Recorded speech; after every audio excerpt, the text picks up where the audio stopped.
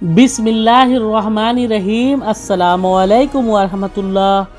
दोस्तों, उम्मीद करते हैं आप लोग खैरियत से होंगे। आज हम आपको इस वीडियो में बताने वाले हैं सऊदी अरबिया में नए वर्कर हायरिंग कॉन्ट्रैक्ट के बारे में।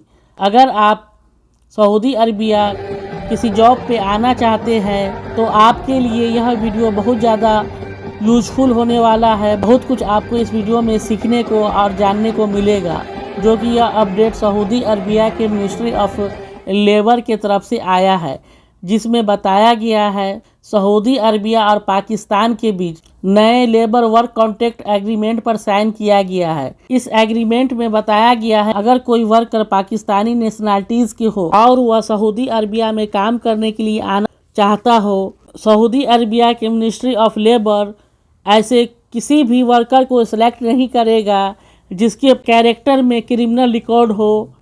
अगर कोई वह क्राइम करता हो, अगर किसी प्रकार के ऐसा क्रिमिनल रिकॉर्ड हो, उसे सऊदी अरबिया के अंदर नए वर्क कॉन्ट्रैक्ट के हिसाब से उसे आने का मौका नहीं दिया जाएगा। और इस नए वर्क कॉन्ट्रैक्ट एग्रीमेंट में यह भी कहा गया है वर्कर के सैलरी से किसी भी प्रकार के भर्ती के नाम पर शुल्क नहीं काटा जाएगा। और जब वह वर्कर वीज़ा प्राप्त कर ले तो उसे चाहिए कि 1 महीने के अंदर सऊदी अरबिया पहुंच जाए। इस नए वर्क कॉन्ट्रैक्ट में इस बात पर जोर दिया गया है। और भी 7 अलग अलग तरह के नए वर्क कॉन्ट्रैक्ट में बात कही गई है, जो कि हम आपको वीडियो के अंत में बताने वाले हैं। इस तरह के समझौता का उद्देश्य एम्प्लॉयर और एम्प्लॉय के बीच अधिकारों का रक्षा करना है और दोनों के बीच मजबूत संबंधों को बढ़ावा देना है, ताकि सऊदी अरबिया के अंदर काम करने वाले टैलेंटेड वर्कर आ सके। और सऊदी अरबिया उस वर्कर को काम करने का मौका देना चाहता है जो कि अपने फील्ड में माहिर हो, उसे अपने फील्ड का पूरा एक्सपीरियंस हो। मिनिस्ट्री ऑफ लेबर के नए वर्क कॉन्ट्रैक्ट के हिसाब से हायरिंग किए जाने वाले वर्कर को सऊदी अरबिया के अंदर ख़ास तौर पर इन 7 पॉइंट को ज़्यादा फॉलो करना पड़ेगा। इसे ज़्यादा हाईलाइट किया गया है, जो कि आप सभी लोगों को पता होना चाहिए। मिनिस्ट्री ऑफ लेबर ने अपने पहला पॉइंट में बताया है कि जिस वर्कर की हायरिंग किया जा रहा है उसका हेल्थ स्टेटस पूरी तरह स्वस्थ होना चाहिए। उसे किसी भी प्रकार का संक्रामक रोगों से मुक्त होना चाहिए। उस वर्कर का मेडिकल एग्जामिनेशन में इस बात का प्रूफ होना चाहिए कि वह व्यक्ति पूरी तरह से स्वस्थ है। दूसरे पॉइंट में मिनिस्ट्री ऑफ लेबर ने कहा है उस वर्कर के ऊपर किसी भी प्रकार का आपराधिक रिकॉर्ड नहीं होना चाहिए। तीसरे पॉइंट में मिनिस्ट्री ने कहा है कि जिस काम के लिए वह सऊदी अरबिया आ रहा है तो उसे चाहिए कि वहाँ के ऑथराइज ट्रेनिंग सेंटर से अच्छे तरीके से प्रशिक्षण ट्रेनिंग लेकर उसे आना चाहिए।